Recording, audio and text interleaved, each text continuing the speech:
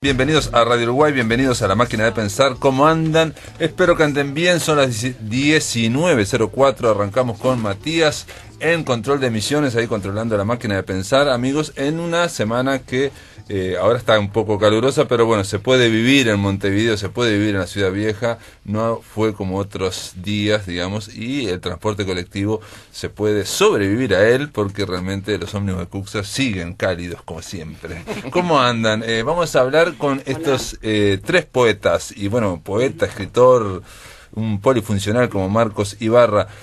María Laura Pintos, ¿cómo le va? ¿Cómo estás, Pablo? ¿Todo bien? Muy bien, muy bien. Y Lucía del Bene, ¿cómo anda? Hola, ¿cómo te va, Pablo? Las dos ya estuvieron aquí en La Máquina de Pensar para hablar del lanzamiento del proyecto editorial La Divina Coqueta. La Divina Coqueta. La Coqueta. La Coqueta. No me entreveres, por favor. Marcos Ibarra, ¿cómo anda? ¿Anda bien? ¿Qué tal, Pablo Silva? Marcos Ibarra es el responsable gráfico del diseño, del armado del primer libro de La Coqueta, ¿no? El proyecto editorial que dijimos arrancaba con una muestra de poesía contemporánea uruguaya, ¿no? Laura Alonso dijo claramente que era una muestra, que no era una antología. Que no era una antología. Sí, hay una diferencia en eso. Sí, una antología se supone que es como una especie de selección perfecta de los mejores poetas de un tiempo, de un o de un país o lo que fuere. Una muestra se refiere, bueno, a un conjunto de poetas que no pasa por una cuestión así selectiva, ¿no? No tiene, digamos, tantas ambiciones en el sentido de generar, bueno, lo dice Laura Alonso en el prólogo, que ella es no sé cómo se dice cuando uno hace una muestra, porque cuando uno hace una antología es la antóloga, claro. Pero cuando hace una muestra... Una curadora, claro. La curadora. Para tomar un término de las artes plásticas, sí, ¿no? Claro, pero claro, bueno, porque muestróloga no existe. No existe, queda medio... Sí, no queda muy bien dando muestras por ahí. La mostradora no sería muy... Una curadora de esta enfermedad llamada poesía. Una curadora de esa enfermedad incurable. Ella dice, Laura Alonso, que precisamente no es una antología por las razones que dijiste vos, no se pretende, digamos, que va a generar un canon, aunque todos sabemos que cada muestra, cada antología, cada muestra colectiva, de alguna forma es una lectura, ¿no? Es una lectura que va formando, ¿no? No se forma con una única lectura, nunca, ¿no? La literatura, no lo que fuera esa palabra tan ambiciosa que es el canon literario, ¿no? No, se va como que diagramando un territorio, ¿no? Una geografía de qué va la poesía en el Uruguay en estos momentos. Y juntándose con otras muestras que también han salido, bueno, ahí es cuando uno puede acceder a un panorama mucho más general. Y Laura Alonso hace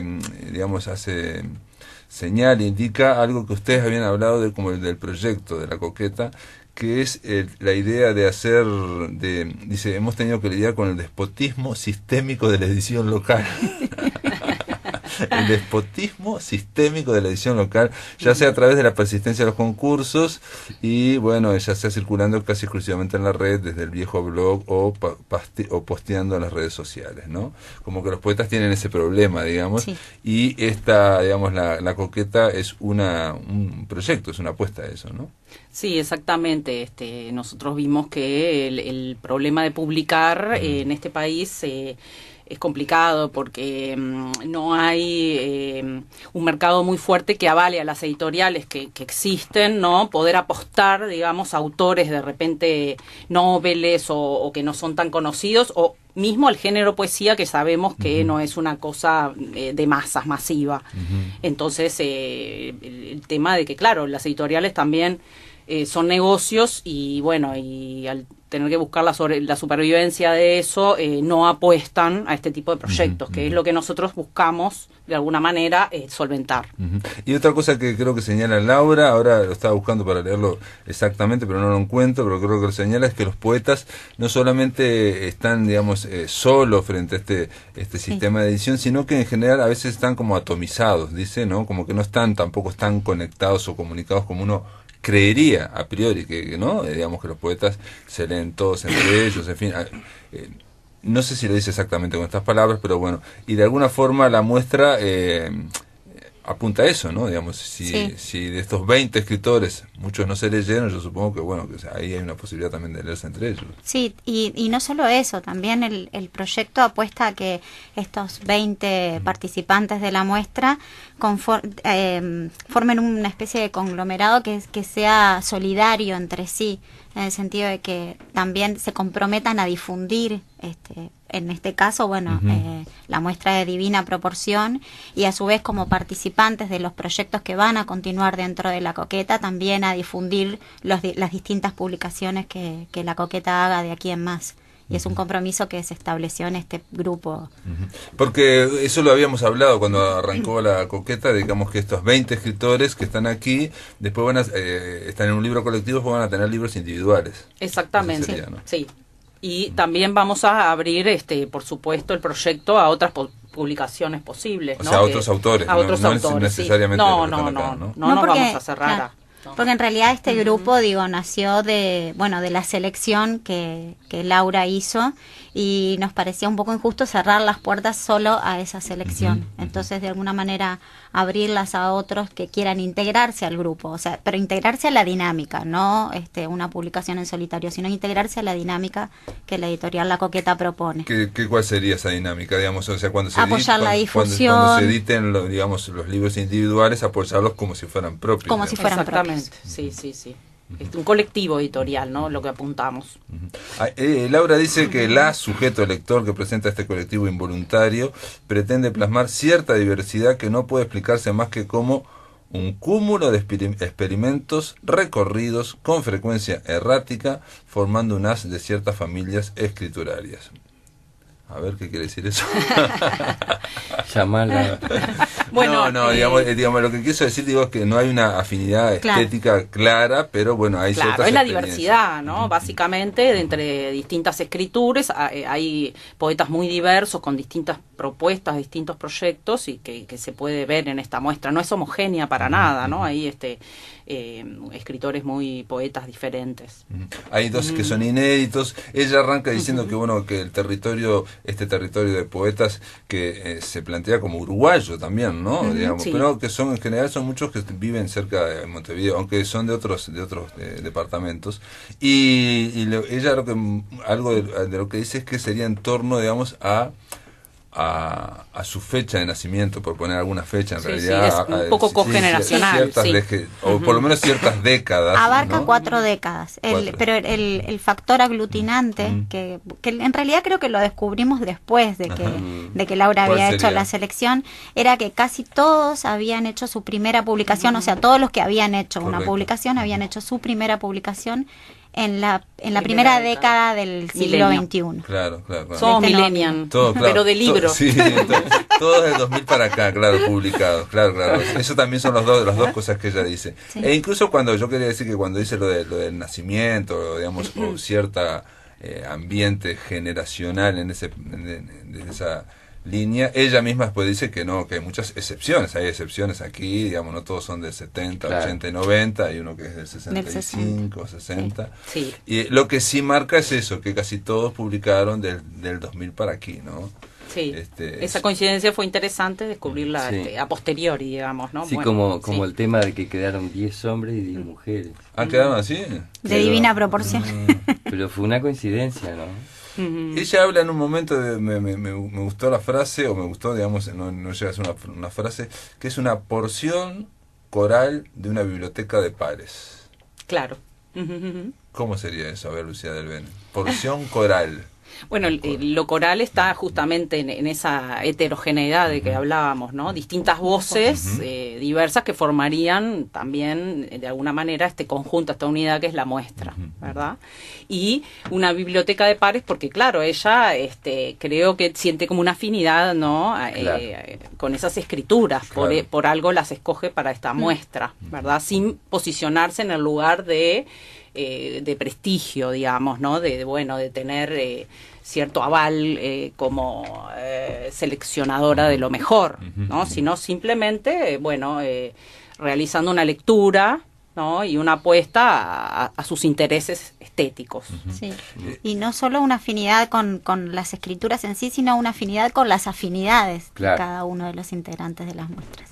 de la muestra. ¿Y eso porque cómo sería? ¿Una afinidad con las afinidades? Claro, o sea, como que todos gustamos de un tipo de poesía, o bueno, tenemos como afinidades similares de lo que buscamos, claro. estéticas, lo que buscamos, lo que leemos. O por lo menos en experimentos, en experimentación, sí. ¿No? Ella dice que es un trayecto errático de experimentos, pero bueno, tratando. Y el tema de la puesta en voz, de leer, porque casi todos participan, me parece la mayoría, por lo menos yo no conozco tanto, pero leyendo los nombres veo que muchos participan de lecturas de poesía, de ciclos de poesía, ciclos, sí. De los ciclos de poesía, ¿no? Sí, eso, por supuesto, la gran mayoría de los poetas de Montevideo y del Uruguay va a ciclos de poesía y presenta, porque es la forma, claro, yo creo, privilegiada de la poesía, además, ¿no? Del trabajo oral, es fundamental. La poesía tiene un componente oral así que lo integra, digamos, ¿no?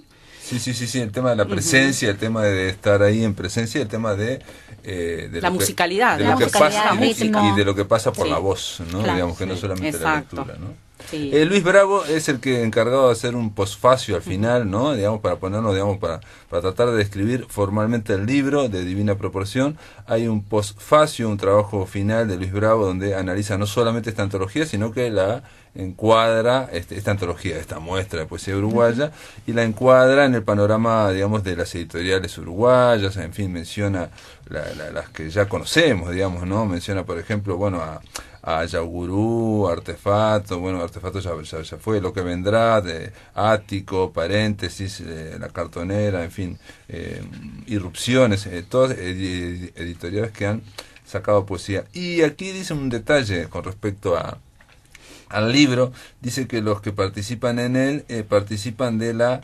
camada generacional de Laura Alonso, y lo hace a propósito, usar el término camada, digamos, para no porque el tema generación, que es para mí se abusa muchísimo en Uruguay de totalmente, sí, hay como un uso abusivo de la palabra, y no, eso no ocurre en otros países, ¿no? Es aquí, es un término que viene de la crítica y de la teoría hispana, ¿no? Española, de Ortega y Gassetti, y se aplicó pero aquí tuvo mucho éxito con la generación del 45, y a partir de ahí todo, sí, desde la del 900 ya, ¿no? Ahí de la 900 fue una generación que marcó muchísimo. Pero cuando la aplicaron, digamos, como artefacto, era en el 45, digamos, se aplicó a la del 900, bueno, claro, y a la del 45, bueno, a la del 30 también. Yo creo que es un término que es funcional, ¿no? Que sirve, es muy práctico para poder manejarse dentro de los análisis, pero en realidad es bastante vacío en el sentido de que dentro de una generación hay una diversidad absoluta. Es poco explicativo. Es poco explicativo, porque aparte sí, generalmente solo se mantiene, se piensa en generación, digamos, tanto a los poetas como a los narradores, la fecha de nacimiento, que es lo más involuntario de uno, ¿no? El año que naciste, o la década en que naciste. En este caso la generación la marcaría la publicación. Exacto. O la decisión de de alguna manera darse a conocer, ¿no? Bueno, ahí tendrías otra cosa que no sería solo la fecha, ¿no? Claro. El propio Luis Bravo igual habla de camada generacional, porque para hablar de una generación literaria no es solamente la publicación, no es solamente hay un conjunto de elementos. Hay 3 o 4 elementos más que en general no se aplican nunca. Y acá en Uruguay solo se habla de la fecha prácticamente, ¿no? Totalmente. Es algo que tenemos. Vamos a hacer una pausa y después a la vuelta vamos a hablar realmente de qué es lo que hay adentro. Bueno, hablamos del principio del libro, que está Laura Alonso justificando su selección, ¿no? De esta muestra de poesía uruguaya. Hablamos del final, que está Luis Bravo, bueno, dándole un marco más teórico dentro del panorama. Y bueno, vamos a ver si hablamos de lo que hay en el medio. Estamos conversando con las responsables del proyecto editorial, la Coqueta Editora, que yo no lo dije, pero voy a decirlo, que el nombre viene de Lotremont y de los cantos de Maldoror, donde se habla de Montevideo la Coquette, ¿no? La Coqueta, ¿no? Y se habla que Buenos Aires creo que es la reina del sur. La reina del sur, ¿no? Me acuerdo también que Alfredo Fresia la menciona en un poema, yo te dije, ¿no? Montevideo la Coquette, ¿no? Se llama así el poema. Montevideo la Coquette. Ajá. Y estamos con Marcos Ibarra también, bueno, está María Laura Pintos y Lucía del Bene, que son las responsables de la Coqueta Editora, una editorial de poesía que acaba de sacar su primer libro, que se llama de divina proporción, muestra de poesía contemporánea uruguaya. Y estamos también con Marcos Ibarra, que él es, él no estás acá, Marcos, como poeta, estás como en tu carácter de diseñador, sí. Diseñador y diagramador, exactamente. Sí, hiciste la tapa, ¿no? Me imagino. Claro, la tapa, bueno, y un poco la decisión de hacia adentro, donde va a estar el número de páginas, o sea, tonterías, pero que en realidad es lo que te bueno, tonterías no,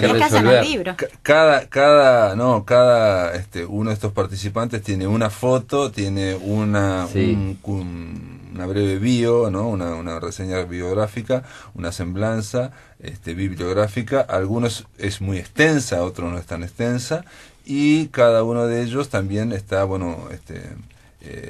como decíamos, no todos hacen poesía del mismo tipo, ¿no? Claro. O sea, algunos se acercan casi al relato, a la prosa. Sí, ¿no? a la prosa, claro. Eso fue un detalle interesante, me parece que tiene el libro, que se dio la libertad a cada uno de los participantes de la muestra que se presentara como quisiera. Ah, mira. Y eso me parece que está bueno. Uh-huh. O sea, no hubo restricciones. No le pusieron restricciones en no. cuanto a tantas líneas para la semblanza biográfica, ¿no? También hay que decir un detalle, también es cierto que hay poetas que tienen una trayectoria muy larga también, o con muchos libros, y hay otros que no tienen o tienen poquitos libros, digamos, ¿no? Pero bueno, un poeta no solamente son los libros que editó, ¿no? A veces hay otras actividades. Claro. Uh-huh. Que fue de hecho, para estar en el criterio de Laura, porque había habido una actividad, uh-huh, ¿no? Más allá de lo que iban a mandar después. ¿Y cuál es la actividad que hubo? No, una actividad de cada uno como poeta, ya era conocido en el medio como poeta. Después, si para esta propuesta mandaron algo de formato narrativo, bueno, pero el antecedente ya estaba. Uh-huh. Claro. Laura Alonso dice que hay en esto también, a través de la humildad de la lectura, hay una admiración por ese otro, ¿no? Por los poetas, ese otro poeta que es un esforzado atleta, ahora lo estoy leyendo, esforzado atleta, de una pista sin carrera, sin público y repleta de obstáculos. Sí, y sin premio. Y sin premio, sin jurado competente. Por amor al arte se hace la poesía. Exacto, sí, por amor al arte. Sí, no me acordaba esa imagen. Culmina y sigue diciendo, ¿no? La admiración por ese otro esforzado atleta de una pista sin carrera, sin público y repleta de obstáculos. Un poco extremo eso también. Sin carrera, yo discutiría sin carrera. Ahora, sin público, bueno, mucho público no hay y repleta de obstáculos, estamos de acuerdo. Y otra afirmación de Laura, quiero mencionarla simplemente porque no sé si ustedes la comparten, no necesariamente la pueden compartir o no. Dice que estas escrituras superviven en un tiempo donde la poesía es de lo poco que se resiste a ser mercantilizado después del horizonte de sueños colectivos y utopías en un mundo pospolítico. Y eso lo subrayé, pospolítico, porque, bueno, por la caída de los paradigmas, de las utopías, sí. ¿no? Exacto, Alguien decía, yo ayer estaba leyendo en Facebook, creo que lo puso Carlos Callavet, no sé si nos está escuchando, le mandamos un saludo, que ponía de Steiner, del famoso crítico ensayista George Steiner, que hay dos tipos de trascendencia, uno sería la religiosa y la otra la estética, ¿no? Por amor al arte, como decís vos, consagrar la... en este caso, digamos, y él agregaba que en los 60 había una cuestión política que ahora no la hay, obviamente consagrar la militancia, la vida sacrificial por un proyecto político, ¿no? Totalmente, sí. ¿Qué les parece esto que dice Laura Alonso? Nada, son cosas de ella. Cada uno dice lo que sí. No, yo comparto lo que dice, ¿no? En términos generales y dentro de este contexto que acaban de describir, político en ese sentido, ¿no? Igual, político en el sentido de la caída de las utopías y los grandes, ¿no? Sí, no hay nada tampoco que no sea político, ¿no? Porque escribir poesía es político, más allá de que no haya un discurso, digamos, ¿no? Claro. Es un posicionamiento frente a la vida, frente al mundo, frente a los demás. Es una actividad que también te define como persona, te va haciendo, ¿no? Sí. Porque es una práctica también. Y es una exposición, ¿no? El poeta se tiene que exponer, ¿no? Al público y a lo que dicen los otros o a sus pares. Y a veces tiene que poner el cuerpo y la voz, no tiene a las balas, ¿no? Exactamente, sí. Es así. Y bueno, Pero ¿no existen poetas que son tímidos? Y hay algunos, muchísimos. pero igual. Acá tenés Claro. 3 ejemplos. Sí, son tímidos, son los famosos tímidos que se obligan. Nosotros somos los famosos tímidos. Pero sí, pero que se van avanzando. Y después se les empieza a ir, cuando ya es tarde para todo. Cuando no hay Como marcha decía atrás. Borges. Cuando no hay marcha atrás. Me quedé pensando Sí. lo que vos decías, eso de que se niega a mercantilizarse. Ujú. También no ha querido ser mercantilizada la poesía de alguna manera. Creo que ahí hubo Claro. hay una decisión del mercado también de dejar a la poesía fuera. Sí, yo creo que hay como cuando uno viaja a otros países, por ejemplo, me pasó a mí cuando fui a Colombia, me sorprendió ya sabía de los festivales que hay, pero me sorprendió la venta también de libros de poesía, me sorprendió mucho. En ferias vecinales, como vi una feria, digamos como si fuera la feria Pajas Blancas, acá muy humilde, y Claro. había libros de narrativa y de poesía, y entonces pensé que a veces hay como una idea de que el mundo de la poesía se está como alejando a pasos agigantados, y bueno, quizás es responsabilidad del mundo de la poesía y también de los que están de los intermediarios, ¿no? Sí, totalmente. Sí. Y el Uruguay siempre ha sido un país mucho más racional en ese sentido, ¿no? O sea, el discurso poético que no es tan racional. No es nada racional. No es nada Sí, racional, sí, ¿no? claro. Entonces siempre está esa dificultad de, no entiendo, ¿no? Porque siempre el público trata de entender desde un lugar así lógico, Más ¿verdad? intelectual, sí. Sí. O esa frase que O me decían alguien. de rápida digestión, diría. Sí, o muy accesible, o peor, la frase que te diga que me deje algo, que te deje algo. Pero esa frase yo la he Total, oído sí, de profesores de literatura. Sí, ¿no? sí, O sí, sea, como esa moralidad, En eso, además, tipo la fábula poesía- de Sopos, lo que se espera. En ¿no? eso la poesía no compite con los libros de autoayuda, por ejemplo. No. Claro. No, digo que, viste que se da lo mismo en la pintura, ¿no? Ujú. Es decir, hay una mirada a los cuadros que se busca la narración, la explicación. El figurativismo todavía, ¿no? Claro, sí. Entonces, lo abstracto- es un país que la vanguardia, por ejemplo, no ha penetrado demasiado, ¿no? Se sigue todavía con un positivismo. Sí, totalmente. Sí, Pero totalmente. y Torres García, por ejemplo, no. Bueno, puede ser un poco porque se lo ha impulsado Sí, sí, desde un sí. lugar, ¿no? Y él, claro.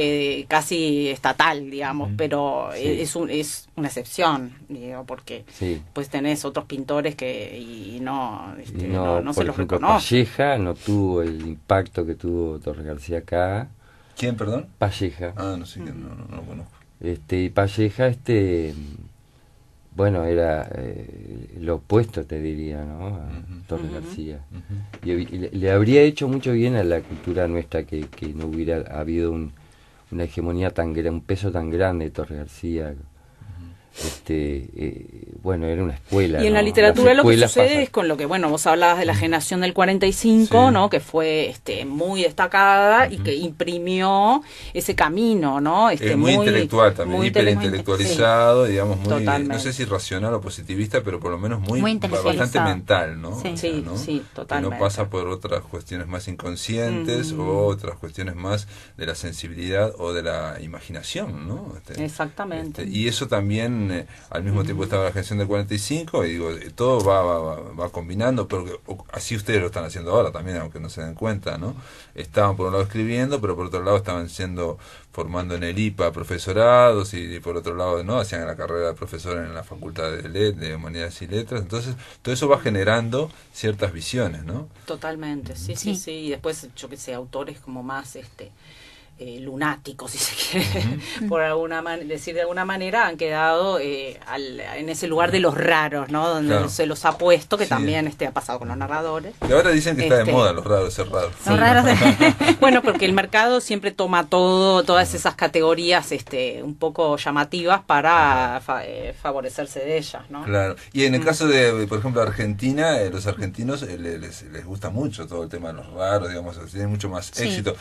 Digo, gente como Marosa o gente Sí, como... totalmente. Y Felisberti. pasa que son reconocidos primero en Exacto. Argentina que Exacto. aquí. Y es más, gente como más... a los argentinos les gusta mucho la poesía uruguaya y ellos encuentran como una diferencia en las voces entre ambas poéticas, que yo no la noto tanto, tal vez nosotros no la notamos tanto, Ajá. pero para ellos sí hay como una diferencia en las Sí, había un voces. escritor argentino, César Aira, ¿no? Sí, que claro. decía que Uruguay para ellos era como una Argentina utópica. Claro. Por chiquitito Sí, y sí, esa sí. cuestión no de que claro idealmente no el Uruguay representaría como justamente esa república Sí, sí, sí. cuasi modelo de la Suiza de Laica. América, que ahora ya no es tan así, pero quedó como en el imaginario de alguna manera. No, hay una frase de Borges también que yo la comenté cuando hicimos el encuentro de Borges, porque viste esas frases que dice alguien, un escritor, y que después se hacen carne en la gente y, Sí. todo, y nadie se acuerda que la dijo. Sí.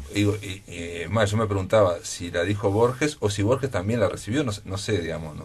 Pero lo dice en un poema de Montevideo, donde dice que Montevideo es la Buenos Aires de ayer, ¿no? claro. La Buenos Aires de ayer. Sí. Y esa idea de que Sí. nosotros somos, ¿no?, el reducto de hace 20 años, 30 años con lo mejor, digamos, esa idea media utópica, ¿no?, idílica, Claro, ya la planteaba Borges, y a mí me la dijo gente sin saberlo. O sea, gente me dijo, mirá, mi papá dice siempre que Montevideo se parece a lo que era Buenos Aires antes, así, Sí, convencidos, sí. digamos. Como ¿no? si el tiempo fuera pasando, se ralentizara. Aquí, ¿no? Claro. sí. Y también, digo, y en la poesía también es como que hay una ralentización, creo yo, en la poesía uruguaya. Lo que tiene la poesía uruguaya, digo, pues, destacan varios, es las poetas, ¿no? Y el tema de Sí. poetas y los nombres raros, ¿no? Idea, Ida, ¿no? Circe, Marosa, Marosa. ¿no? Total, sí, Claro. sí, sí. Selva, Sí. se tiene que cambiar el Lucía. nombre por un nombre. Sí, Lucía. Tenemos que tener por un nombre raro, ¿no? Tiene que ponerse nombres difíciles, Claro, es cierto. Es cierto. Nombres evocativos. nombres evocativos. Sí, bueno, no sé, ahora no se me ocurre cuál más. Bueno, y Juana Ibarguro, por Armonía. ejemplo. Juana Ibarguro, Bueno, Armonía era narradora, narradora, sí, pero era básicamente bueno. narradora, pero también tiene ese Sí. nombre. Sí. Que también muchas veces se continúa, digamos, planteando que la poesía es un solo camino, digamos, ¿no? Por ejemplo, el de Juana o el de Idea, bueno, ahora está un Claro. poco más de capa caída, me da la sensación, ¿no? Sí, Pero bueno, sí, esos son sí. los sistemas de educación que hay, ¿no? Sí. Sí, la tradición es muy fuerte y hay poca permeación a lo nuevo también, ¿no? Y justamente a lo contemporáneo, ¿verdad? Hay poca inquietud, me parece, en el público uruguayo, ¿no? No quiero generalizar, pero la gente se queda con lo que, bueno, ya más o menos conoce. Ya está conoce. establecido. Y- Y hay movidas y- muy interesantes que están sucediendo ahora. Por ejemplo, la que está haciendo en el Camino de los Perros, que es poesía joven. poesía ultra joven, sí, y sí, hay sí. y bueno, y de ahí está saliendo gente muy, muy power. ¿Y Muy ustedes, interesante. ustedes como poetas participaron de todos los ciclos o son más de un ciclo? Porque estaba Caramelos y Pimientos, estaba La Ronda, o no hay eso. Sí, pregunto bueno, si, ¿de dónde si no hay justamente- habitués de unos o habitués de otros. Sí, se forman grupos en torno a los ciclos, es natural, porque bueno, por amistad, por afinidad, por edad también, ¿no? Nosotros fuimos muchísimo a La Ronda en su momento, ¿no? Porque bueno, fueron esos años justamente, Sí. la primera década del... Sí, del 5 para acá, del 2005 para acá más o exacto, menos. ¿no? Es La Ronda. Y ahí, bueno, nos mostramos, o sea, Martín nos habilitó para... Martín Barea Matos. Martín Martín. Barea Matos, que es ahí está el coordinador de La Ronda, el curador de La Ronda, que también está en esta muestra. Bueno, nos dio un formamos de espacio. alguna manera como un grupo, un colectivo también Un colectivo. exacto. poético en torno a la voz, ¿no? De la poesía que por años y años se realizó ahí en el Cheesecake, que ahora, bueno, ya cerró. Eso fue como un emblema, ¿no? Y bueno, y ahora hay, como dice Laurita, hay nuevos ciclos con otras generaciones también, ¿no? Poetas más jóvenes que, bueno, tienen sus movidas y es natural que sea así, ¿no? Y y se agrupan en torno a otros lugares. ¿Y ustedes cuando presentaron este libro de Divina Proporción hicieron una especie de eso o no hicieron una especie de ciclo? No. De ciclo Bueno. en O- torno o a solamente- libros. No hicimos, simplemente la muestra se dio así de manera editorial, Ujú. no más. ¿Y la presentación en qué consistió? ¿La hicieron allá en el Museo Nacional? De Sí, artes visuales, quisimos sí. hacer una presentación un poco bastante descontracturada, Ujú. y bueno, y que no fuera Fue un poco performática la pesada, sí, fue presentación. bastante Por eso me performática. refería al tema. Pero lo que pasa es que los tres Fue a propósito, ojo. y Laura también, o sea, los 4 que estábamos en la presentación, de alguna manera también hace tiempo, los 5, porque la coqueta también estaba. Y leyó la gente, digamos, de los 20, ¿no? Esa era la pregunta. No, hicimos un video. Los 20 hicimos un leyeron. video con los 20 poetas, que duraba que lo hizo Marcos, duraba unos 10 minutos más o menos, ¿no? Con una pequeña presentación de cada uno, y luego hablamos un poco del proyecto de manera muy graciosa, si se quiere, ¿no? Gracioso, sí, perfecto. Y performática. Lo que pasa es que los 4 hace tiempo que venimos también trabajando juntos en performance. Sí, ustedes tuvieron la performance de la con exposición de Marcos. Hace años que venimos con las performances. Con la de Selva Casal también. Y la de Selva Casal también. Sí, y allá en la Quinta de Santos, ¿no? Ahí está. Bueno, lo pregunto porque digo, si estos 20 poetas no leyeron, si no piensan que en algún momento se pueda hacer un ciclo o un lugar para leer, para que ellos se puedan mostrar, o también pensándolo en el interior del país también, ¿no? La posibilidad de que obviamente los que nos están oyendo, a la gente interesada en poesía, esta es una posibilidad. Bueno, otras son la web, también se pueden buscar por la web, pero en este caso sería como un rasero, digamos, o un corte de determinados poetas, de 20 poetas, para saber lo que se está cocinando, digamos, aquí. Y insisto que no es solamente por edad, porque hay alguien desde el año 65 y hay alguien que es de los 90, digamos, ¿no? Hay dos extremos, que son solamente dos, en realidad la mayoría son están... que abre y cierra, ahí está la mayoría son de los 70 y 80, por decir de alguna forma, ¿no? Sí, perfecto, digo, podríamos plantearnos hacer una actividad así. En realidad ahora estamos más abocados a la publicación del próximo libro, empezar a trabajar con la publicación del próximo libro, que en base a la propuesta editorial que tenemos, y bueno, ahora nuestra energía va está hacia para el allí. próximo libro ya. Está para o sea que está distribuido, digamos, en las librerías de poesía. Se nos ha agotado el libro. Agotó. Bueno, eso es un dato importante que no me lo habían dicho. Sí, los 20 libros se vendieron. Se agotó.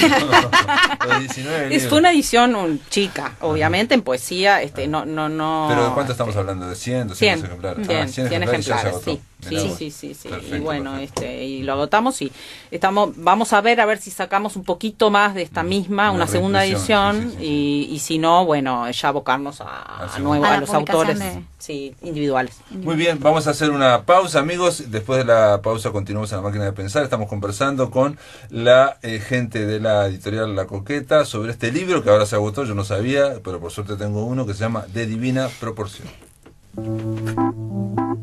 En el aire de Radio Uruguay, La Máquina de Pensar.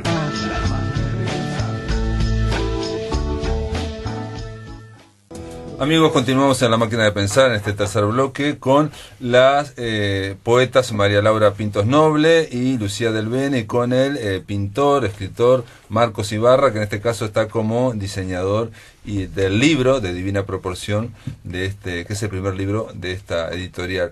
Dijimos que está agotado, ahí me enteré yo en el bloque anterior, y que de que hubo estamos hablando que hubo una celebración cuando sacaron este libro, y María Laura Pintos Noble me decía que se hizo, y ahí está el vínculo también con la ronda de poetas de Martín Barea Matos, que sacó el premio Morosoli, y bueno, fue a festejarlo el mismo día en que ustedes presentaban La Coqueta. Entonces ediciones La Coqueta fueron ahí y hicieron lo que se llama un cadáver exquisito. ¿Qué es un cadáver exquisito? Es como un rejunte de palabras. El cadáver exquisito, viste, bueno, le quedó ese nombre, se lo pusieron los dadaístas. Y ellos, era como un juego, ¿no? En el marco de la propuesta de los dadaístas, donde vos escribías un texto y dejabas de pronto una palabra, ibas doblando el papelito, ¿no? Quedaba una palabra sola, y el otro escribía otro texto, y así. Entonces, después quedaba un solo texto, donde cada uno iba escribiendo una parte sin saber qué había escrito el otro, ¿no? Es una especie de collage donde se van uniendo. Después en adelante, a todo lo que es tipo collage, sobre todo de este tipo así más, con menos intencional, sino con el aporte de otros, me olvidé Está tan acostumbrado Marcos Ibarra a hablar en la radio que se olvida. Me olvido de los micrófonos. Sí, no, no toque, y que nada, que después se le llama Cadáver Exquisito en general como a una modalidad de trabajo, que sería entonces esto que... Y donde se apela también, digamos, es una especie de collage, donde el que escribió no sabe qué escribió el anterior, ni lo que va a escribir el siguiente, digamos. No hay un tema, no hay nada. No hay un tema, y bueno, donde también algunos plantean que puede haber un inconsciente o algo así.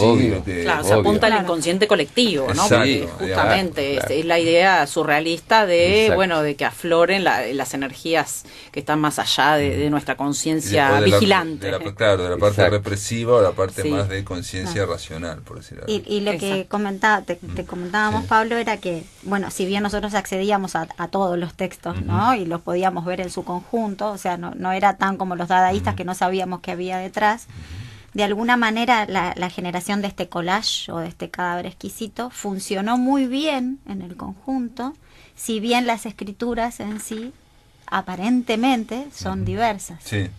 Pero perdón, fueron hechas en ese momento, ¿no? ¿O están sacadas del libro? ¿No? Están sacadas del libro. Ah, están sacadas Son- del libro. Pero medio al azar, Exacto. ¿viste? ¿Quién la iba sacando? Trac, trac, trac. Entre ellas dos. Entre ellas dos le iban sacando. Fue así entre Ah, ellas o dos, sea que que sea un no- cadáver exquisito, surrealista, pero muy De especial. divina proporción. Sí. Muy especial. Muy especial. Perfecto. como para que estuviera la presencia de la... De Como todos. eran 20 no podíamos poner Claro. los 20 a leer.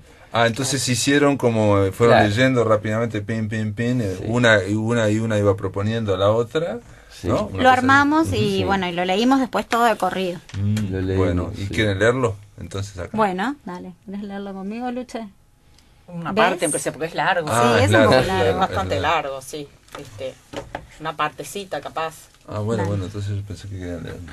Si querés lo leemos todo. No, ¿Tenemos no. tiempo? Dale, Vamos arriba. apúrense y lo leen Dale. todo. Sí. No es lunes, no es martes, no es nada, y saberlo no cambia este presente continuo.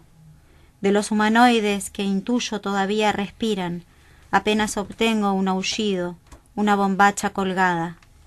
Si tirase esta copa de vino ahora, quedaría flotando. Si me tirase yo. Es imposible saber cuál es la izquierda y la derecha, prima una unidad absoluta en la simetría. Todo se ha puesto en funcionamiento. En ese mundo no hay un cráneo sobre nuestro pensamiento que lo proteja de la lluvia. Es el cielo el que está abierto. La barriga blanca de los pájaros de noche, este collar de pérdidas. La parte de abajo de las flores de día, este collar de pérdidas. Tanza negra sin perlas, este collar de pérdidas. Una vez tuve alas y fui la hija de la hija. Cuando abandoné la jaula, la ciudad en miniatura cayó sobre mí con todo el peso de su furia. Mi estirpe fue mancillada, seguí los pasos de las hembras que me precedieron, caer, y cuando has tocado fondo, caer un poco más todavía. Has nacido solo y para la muerte, y todos aquellos que a tu lado están se disolverán como hilachas sobre el trémulo abismo del recuerdo. Has venido para dar tu reguero de dolores sobre el hambriento vientre de la tierra, y la felicidad, pequeñas gotas que son lluvia en el verano que incendia.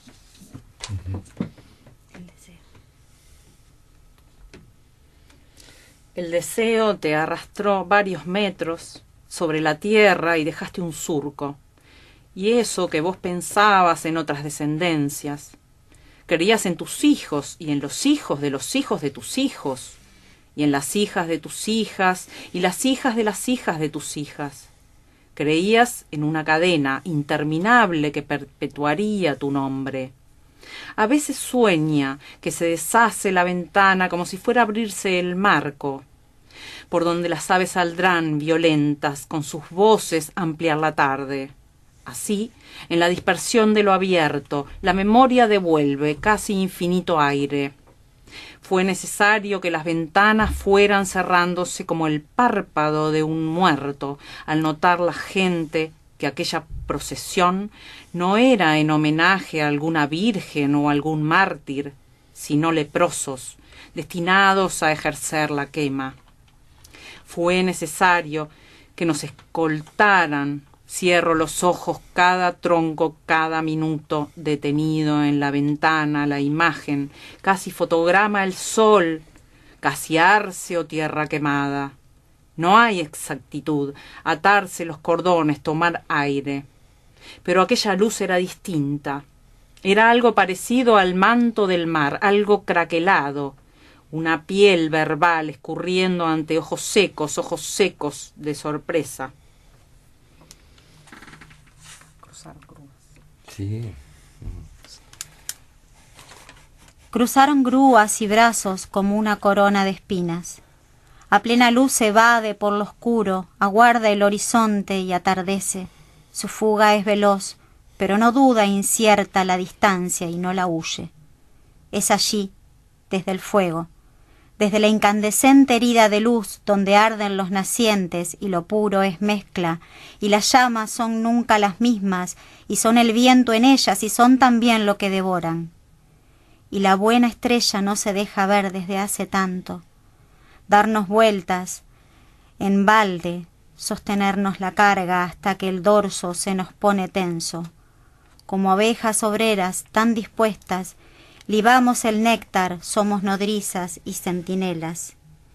Quiero vestirme de sol y arder un segundo rojo.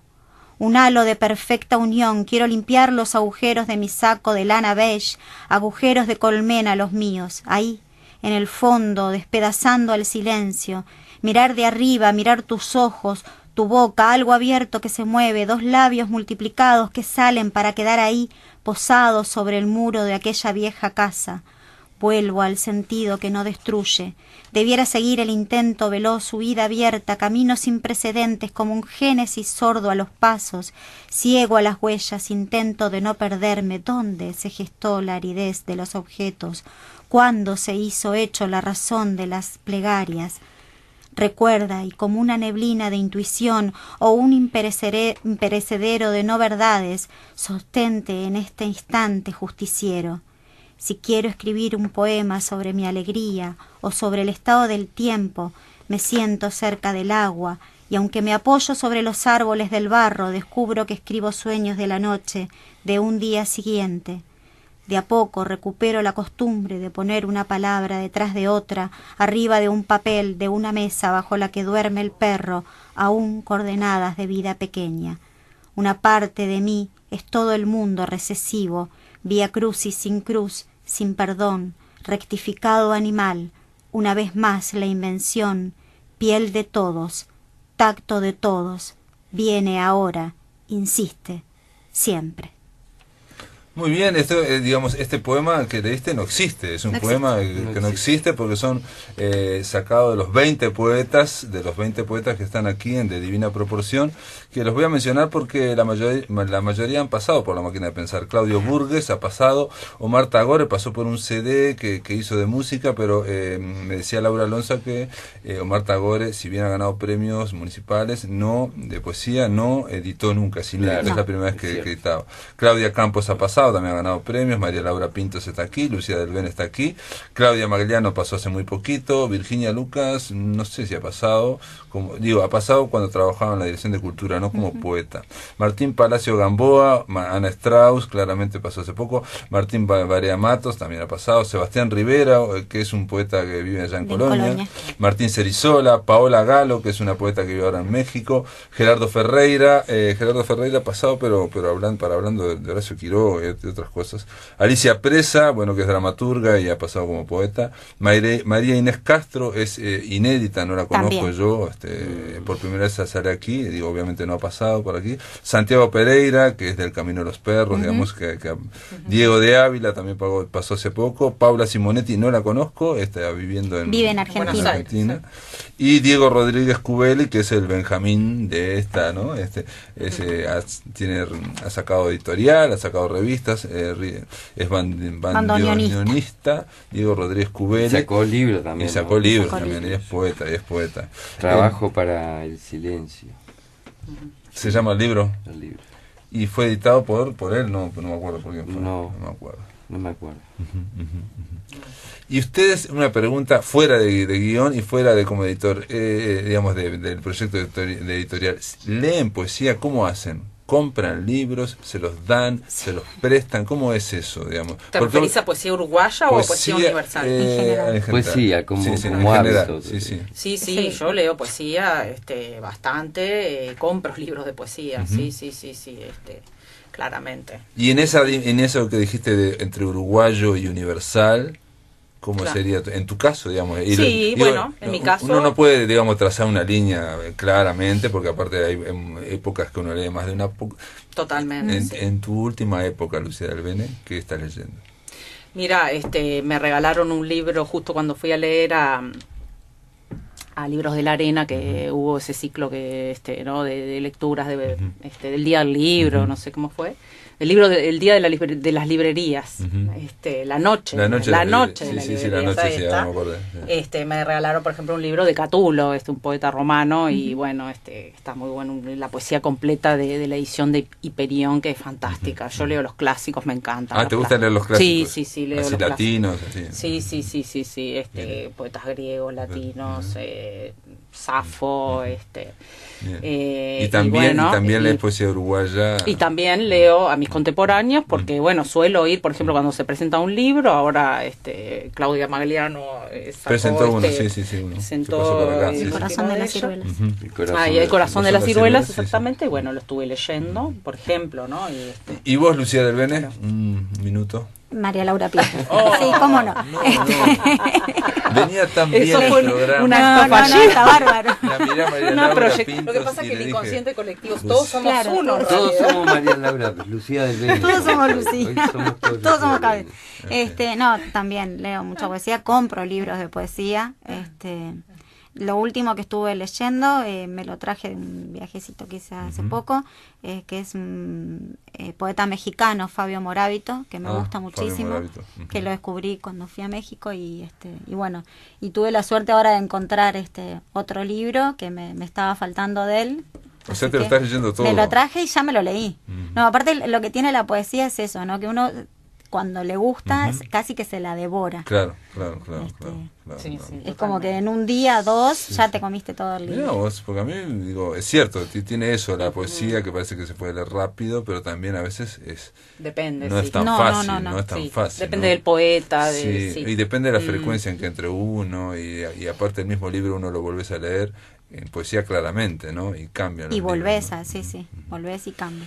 Muy bien, Marcos Ibarra, vos también lees poesía, o cuando alguien te regala, te presta, o cuando hoy en robás. Día, por supuesto, cuando robo.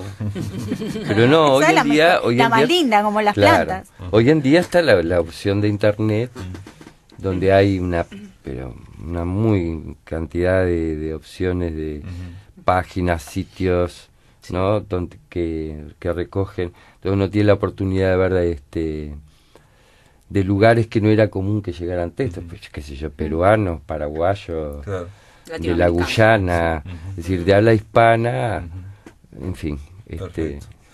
Muy bien, Marcos, gracias por estar acá. Gracias. María Laura Muchas Pintos gracias Noble, a ti, la estoy Pablo. diciendo bien, gracias por estar aquí. Lucía del Bene, gracias por estar aquí y representar a todos. Cuando decimos Lucía del Bene, decimos todos. Claro. Y amigos, mañana vamos a conversar con Ramiro Sanchís sobre Blade Runner 2049 y vamos a llamar también a España para hablar con el investigador Fabio Ragone sobre, hizo una investigación, los Thanos, la inmigración meridional en Argentina y en Uruguay. Concretamente él es un investigador español que estudió a San Cono y el culto de San Cono. Esto es todo, amigos, que lo pasen muy bien. Ahora viene Visión Nocturna.